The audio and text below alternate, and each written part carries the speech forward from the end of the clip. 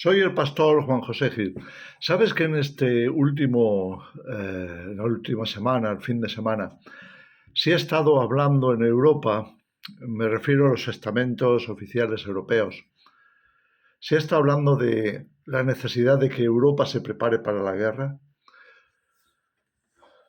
¿Sabes cuántas guerras han pasado en Europa como para que todavía se considere el volver a entrar, a intervenir en una guerra? Si no recuerdo mal, tanto después de la Primera como de la Segunda Guerra Mundial, se hablaba precisamente de que los organismos internacionales se aseguraran de evitar las guerras. Sin embargo, hasta ahora eso no se ha conseguido. Por tanto, ¿estamos en peligro de guerra? Es muy posible. ¿Cómo lo podríamos evitar? Eso es otra cosa. ¿Sabes? Las guerras tenemos que entender cómo entra la sociedad, cómo entran las naciones, cómo se llegan a configurar y a formar para, de alguna manera, considerar que sean inevitables. Tenemos que tener en cuenta el origen de la guerra, tenemos que tener en cuenta esas raíces para ver si se pueden evitar o no se pueden evitar. Hoy día, tal y como está el mundo, con su complejidad, con las redes, no solamente a nivel de redes sociales o redes en Internet, es todo este tipo de red que manejamos día a día, que son de comunicación, sino también las redes entretejidas a nivel internacional, a nivel político, a nivel social, etc. Bueno, pues en un mundo tan comprometido, sería la palabra, tan entrelazado, tan comunicado, es muy difícil quedarse al margen. Por lo general, tarde o temprano, por una u otra vía, te pueden implicar. Así que yo voy a citar algo así como lo que considero las 6 causas, 3 de ellas políticas o sociales y otras 3 más de origen interno, de origen emocional o espiritual o psicológico incluso. Mira, la primera cosa que nos pone en peligro es la polarización social. ¿Qué significa la polarización social? Es que la sociedad tiende a dividirse o de alguna forma se busca dividirla para que haya esa polarización, es decir, que un bloque de la sociedad, un bloque importante social, adopte una idea o pensamiento, ya sea político, social, etcétera, y el otro bloque adopte otra postura contraria. De esta manera se tiene a la sociedad dividida y ya sabemos que la división causa debilitamiento. Una sociedad, por el contrario, que esté unida, se hace mucho más fuerte. Ya sabemos lo de la unión hace la fuerza.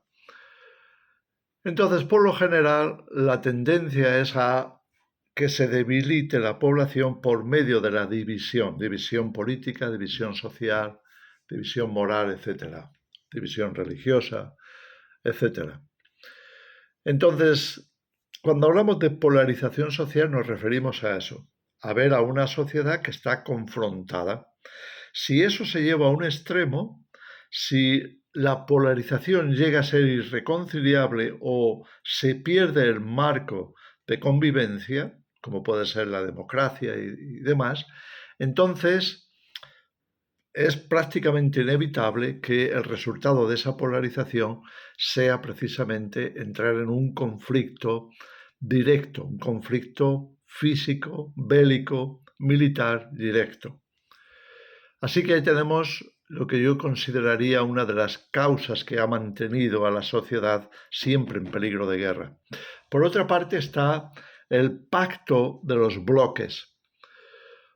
Por lo general, la sociedad hoy día, por toda la red de comunicación y de alianzas, se agrupa en lo que llamamos pactos políticos o pactos militares. Tenemos la OTAN y tenemos BRICS, tenemos, en fin, una serie de bloques, ya sea de origen económico o de origen social o de origen religioso o de origen moral, que de una forma instintiva prácticamente, porque muchas de las decisiones que se toman por instinto de supervivencia, la agrupación te hace participar de alguno de esos bloques.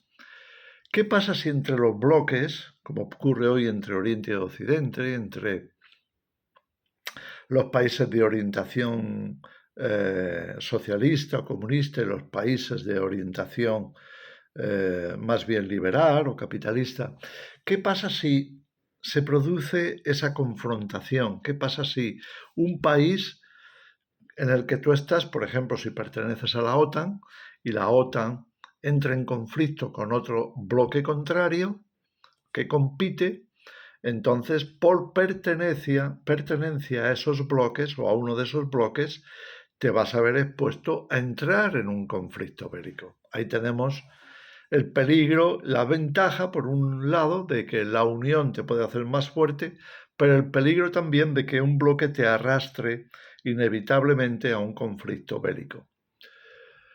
Luego, otra cosa que también estamos viendo en los últimos tiempos es la tendencia muchas veces de implicarse, ya sea por trasfondo económico, trasfondo religioso, trasfondo social, como lo queramos ver, económico, etcétera, pues te impliques en una guerra externa, no porque estés en un bloque, no sencillamente porque te va a afectar, sino porque empatizas o tomas partido en algún conflicto que no es el tuyo, que no te afecta directamente, pero al que tú tratas de apoyar poniéndote en uno de los bandos para evitar consecuencias futuras.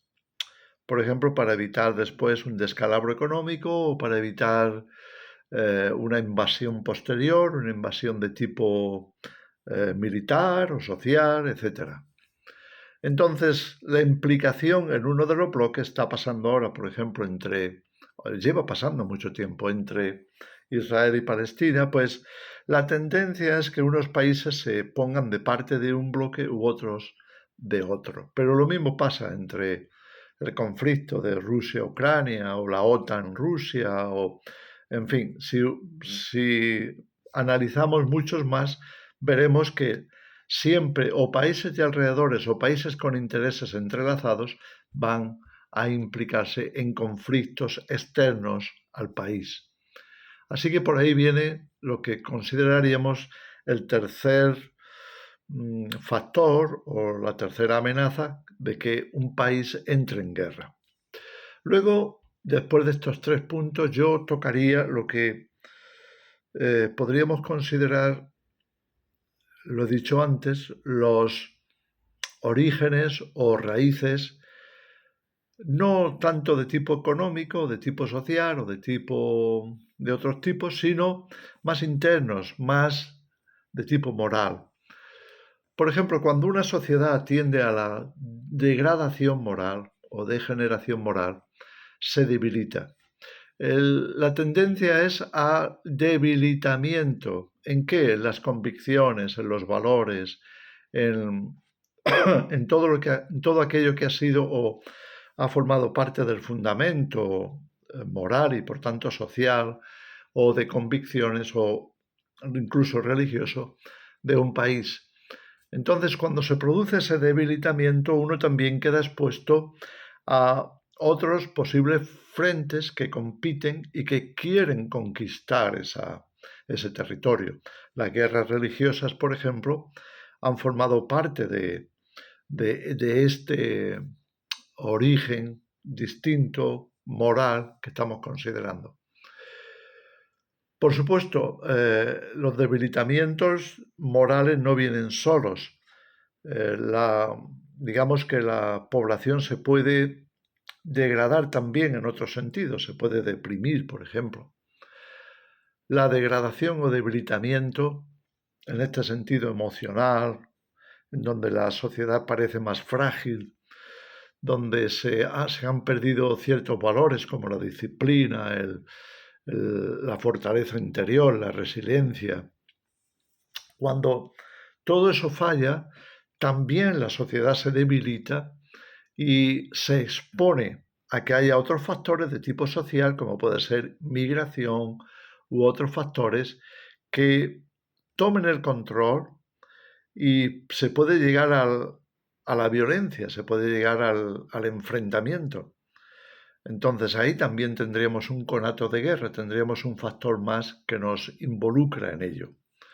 Así que podemos concluir en este último grupo de factores que el debilitamiento de los valores o la pérdida de los valores nos pone en riesgo por debilitamiento social y moral que nos expone a que otros países, otras culturas, otras religiones, otras sociedades mucho más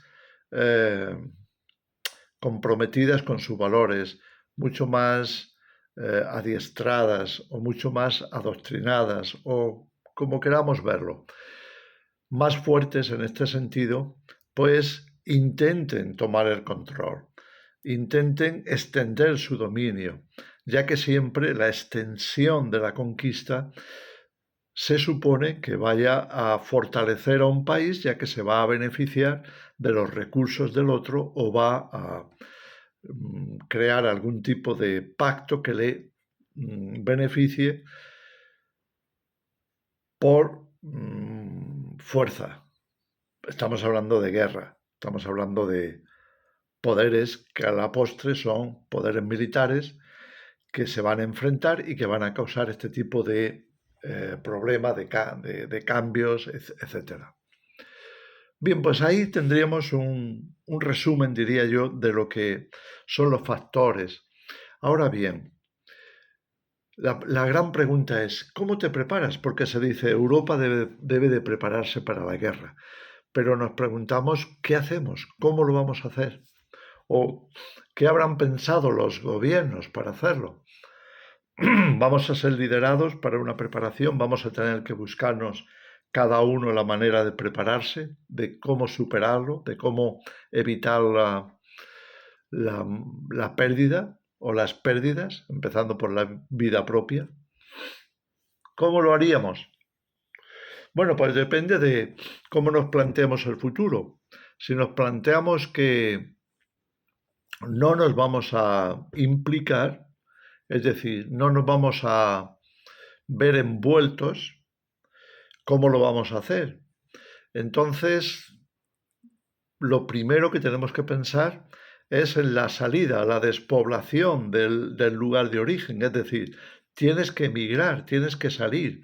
Esto es lo que vemos con las poblaciones civiles cuando hay un conflicto militar que tienden a salir, a dejar ese terreno porque ahí está el riesgo de perder la vida, el riesgo de sufrir las peores pérdidas, las pérdidas familiares y demás. Entonces, si no vamos a intervenir, tendremos que encontrar una salida, despoblar ese territorio, ese frente de batalla para no sufrir. Eso es una de las cosas. Por supuesto, es posible, como hemos visto en conflictos bélicos, que se haga un reclutamiento si el gobierno no está por la labor de quedarse al margen, ya que los países pueden optar por la neutralidad y en ese caso, pues ya no se verán envueltos, a menos que sean invadidos, ya no se verán implicados en esa guerra. Si tu país se mantiene al margen, entonces no hará falta la despoblación o la migración de las masas que se tienen que mover para evitar esos frentes de batalla. El país estará a salvo, siempre y cuando, repito, que no haya una invasión indebida, ¿no? Entonces, es para mí las únicas maneras, aparte de que se negocie, se lleguen a acuerdos para evitarlas, pero es que si no queremos estar implicados, entonces tenemos que hacer algo, hacer algunos movimientos para evitarlo. Luego también está, por supuesto, la preparación para la supervivencia. ¿Esto qué significaría? Que a lo mejor no puedes salir del país, pero tienes zonas a las que puedes alejarte de esos mismos puntos, de las ciudades o de las ciudades más potencialmente en conflicto. Para evitarlos, pues te vas a lugares desérticos, a grandes sistemas montañosos, a lugares donde puedas sobrevivir. Pero en este caso también te tienes que preparar. Tiene que haber una formación, una preparación para la supervivencia y una disposición a estar móviles, a estar refugiados, a estar escondidos, a evitar todo lo que signifique una relación o confrontación con esos frentes en pugna o con los gobiernos que estén implicados en llevar a todo el mundo a ese conflicto.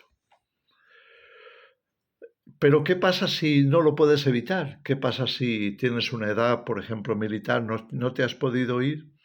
O como ha pasado, por ejemplo, a etnias expuestas. Los judíos, por ejemplo, en la Segunda Guerra Mundial, muchos no pudieron escapar de lo que ya era una persecución y entonces se vieron expuestos a la intervención de la clase política o de la clase social que les combatía, les repudiaba. Entonces, ¿qué hacer? ¿Qué hacer si te ves acorralado y no puedes hacer otra cosa? Bueno, pues la opción es o te preparas militarmente, es decir, te sumas, te unes al ejército y eso ya te expone a perder la vida, por supuesto, te expone a estar también en el bando perdedor y sufrir otro tipo de pérdidas. Pero bueno, por lo menos te da unas opciones. Te preparas para intervenir a favor de tu país, a favor de esa causa, para esa lucha. Y, por supuesto, también tienes que tener la fortaleza de la renuncia civil, es decir, tienes que renunciar a vivir, seguir tu vida con cierta tranquilidad, ya sea en emigración o ya sea por refugio, por supervivencia, el ver cómo salvas tu estatus, salvas tu condición, etcétera, en medio del conflicto. En fin, mencionamos estas cosas o menciono estas cosas para que veamos que cuando hay amenazas de guerra, hay conflictos formándose, porque no siempre vienen de un momento a otro, sino que siguen un proceso. Cuando vemos estos procesos, sí que es conveniente pensar en qué vamos a hacer en caso de, qué haríamos en caso de que, por ejemplo, mi país se pusiera en guerra, ya sea que fuera una guerra interna por polarización dentro de la sociedad o ya sea que fuera una guerra internacional o multinacional o mundial, como queramos también mencionarla, que mi país está implicado y por tanto voy a tener de alguna manera que estar involucrado también. Bueno, pues ahí tenemos las amenazas, ahí tenemos las condiciones que se nos presenten y ahí tenemos también que tomar decisiones. Las decisiones que tomemos van a ser claves en este sentido. Lo mejor, desde luego, es no participar en ninguna guerra. Ya sabemos que el Evangelio nos insta a la paz. También nos está motivando a buscar antes la paz que el conflicto.